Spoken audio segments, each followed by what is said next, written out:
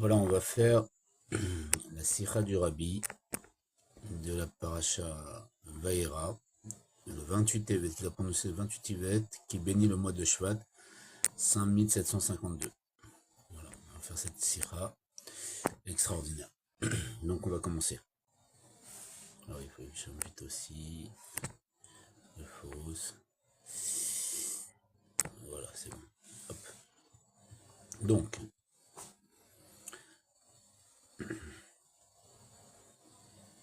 voilà.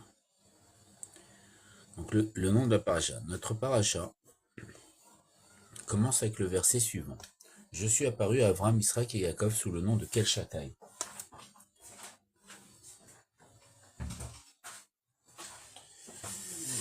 Qui est le nom divin qui se dévoile dans la limite du monde. Kel Shaddai, d'accord? Jusqu'à que ça ne soit assez. Parce qu'il a créé le monde avec la bonté. Bon, je vais laisser le rabbi.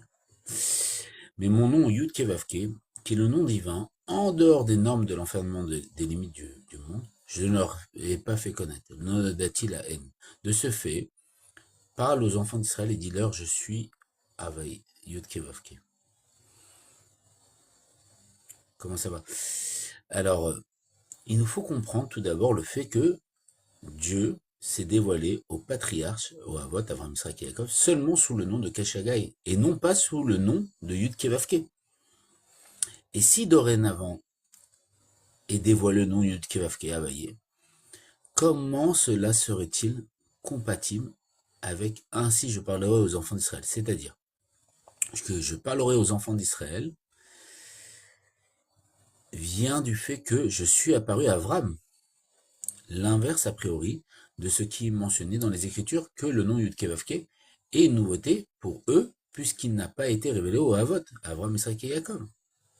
De plus, le début de notre paracha parle de l'élévation attribuée aux enfants d'Israël par le dévoilement du nom Yud Kevavke, dévoilement que n'ont pas eu les Havot. Pourtant, la paracha est nommée par le dévoilement fait au Havot, Veira el Avraham. Je suis apparu à Avraham. Ouais, c'est ça, c'est... Ok. Ok, on avance. D'accord. Le mérite des patriarches s'épanche sur leurs enfants et sur les enfants d'Israël. Ok. Les Havot, Avraham, Israël et nos patriarches, sont ainsi nommés du fait de leur élévation par rapport aux enfants d'Israël, puisqu'ils sont la source de leurs âmes, bien qu'il n'ait pas eu le dévoilement du nom Yud-Kevavke. La supériorité des Havot,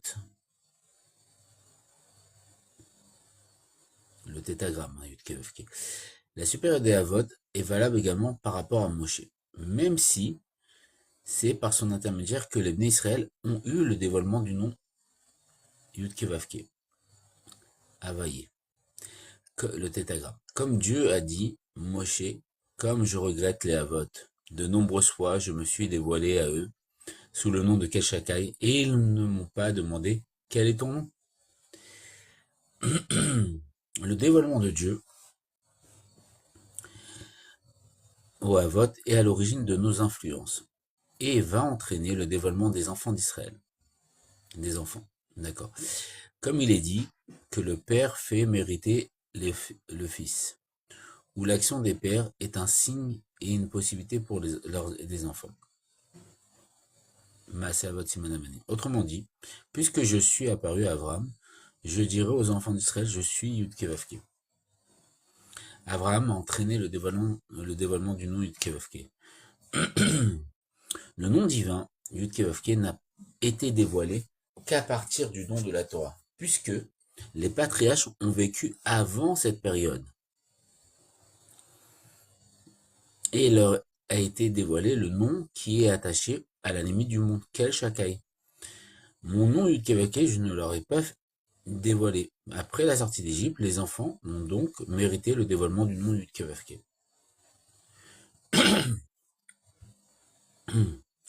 Cependant, nous savons qu'Abraham faisait toute la Torah avant même qu'elle ne soit donnée. Ni bien plus, c'est lui qui a préparé et déclenché le don de la Torah. Par exemple, la misva de la Mila, de la Brit Mila, de la circoncision. La circoncision qu'Avram a fait était spirituelle également à la Mila d'après le don de la Torah. C'est-à-dire que depuis le don de la Torah, le décret de séparation entre les mondes supérieurs et les mondes inférieurs a été annulé.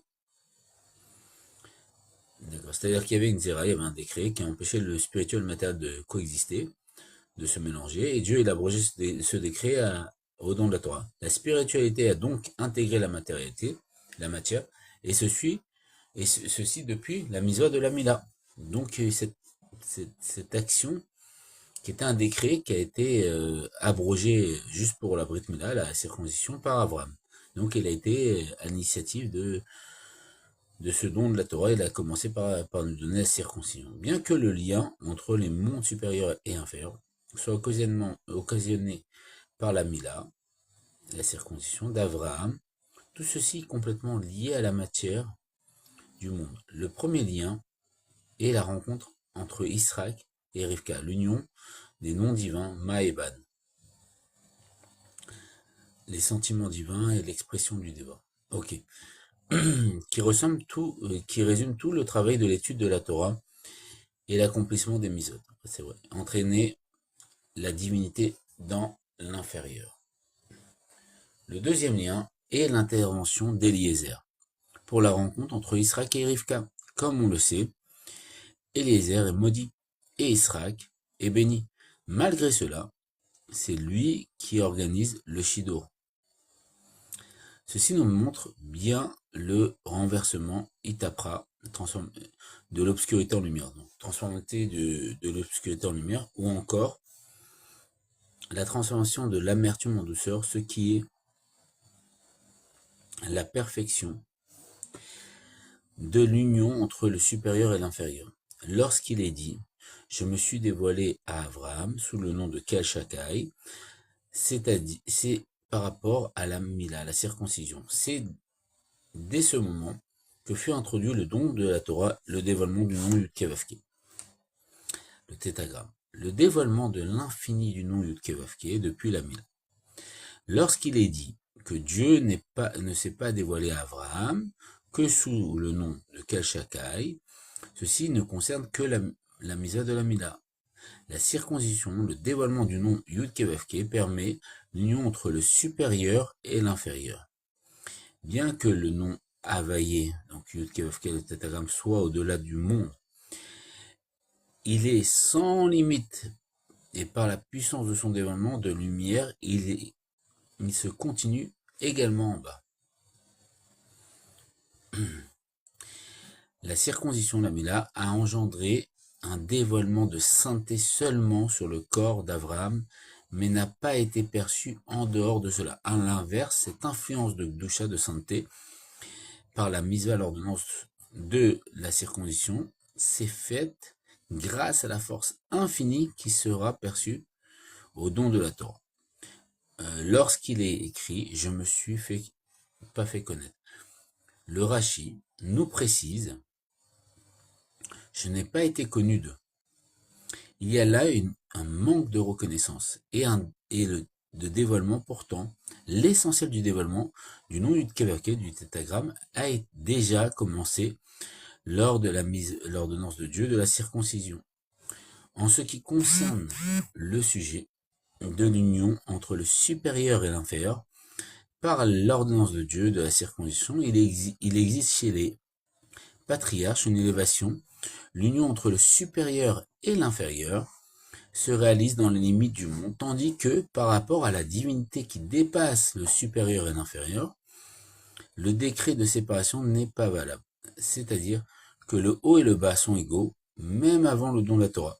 La nouveauté du don de la Torah est que même dans les limites du monde, où il y a le décret de séparation entre le supérieur et l'inférieur, se continue l'influence de divinité qui est au-delà de ces deux notions. Car le dévoilement du nom Yud-Kevavke se fera véritablement dans la délivrance. De la même manière que le dévoilement divin révélé au don de la Torah vient du mérite des patriarches. Ainsi, le dévoilement de l'essence dans le monde futur sera le résultat de notre travail aujourd'hui, par le don de soi dans l'exil qui provient de l'essence de l'âme. 3 périodes. Le dévoilement de la délivrance. La délivrance est une allusion dans la paracha de la semaine à venir, paracha Bo.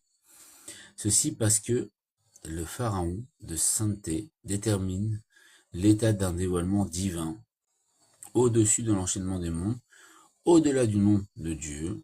De ce fait, la paracha Shemot est une préparation au don de la Torah.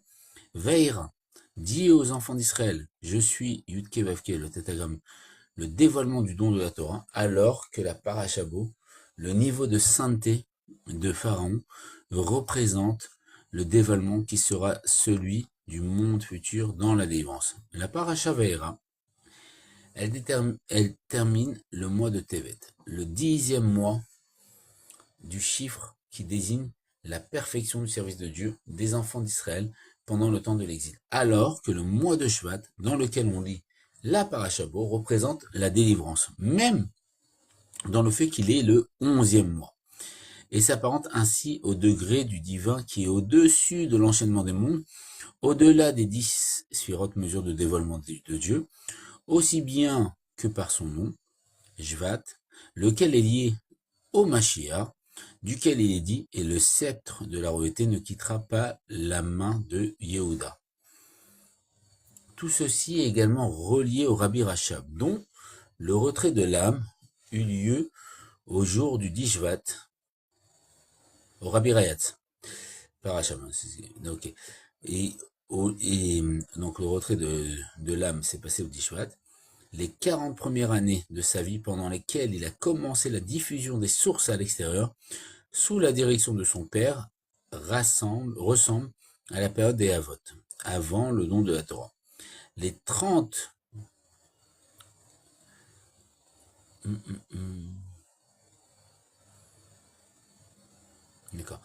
dernières années de sa vie, pendant lesquelles il a diffusé la Chassidut en Amérique, en tant que prince de Chabad, ressemble à la nouveauté du don de la Torah. Enfin, les dernières périodes après le retrait de son âme, lors de la présidence de celui qui remplit sa place, le Rabbi Meler HaMashiach se désigne lui-même, où les sources ont été répandues dans tous les coins du globe, s'inclut dans les jours de Mashiach. Donc le Rabbi il dit que la période où après qu'il y a son beau-père qui s'est voilé, ça représente les jours du Mashiach. Donc il est en train de se déterminer en tant que Mashiach. Concrètement, il faut organiser des réunions chassidiques, et ce depuis le Shabbat qui bénit le mois de Shvat, puis le Rosh Chodesh Shvat, et enfin particulièrement le jour du 10 Shvat, pendant lesquels on éveillera tous les participants à l'attachement au prince de la génération, dans son rôle essentiel à amener la délivrance complète et totale, et ceci immédiatement. Voilà, grosso modo, on se voit au troisième Beth Amikdash, Miyan Mamash Amen Bamen, Ken Yehi Ratzon, que des bonnes choses avec la grâce de Dieu.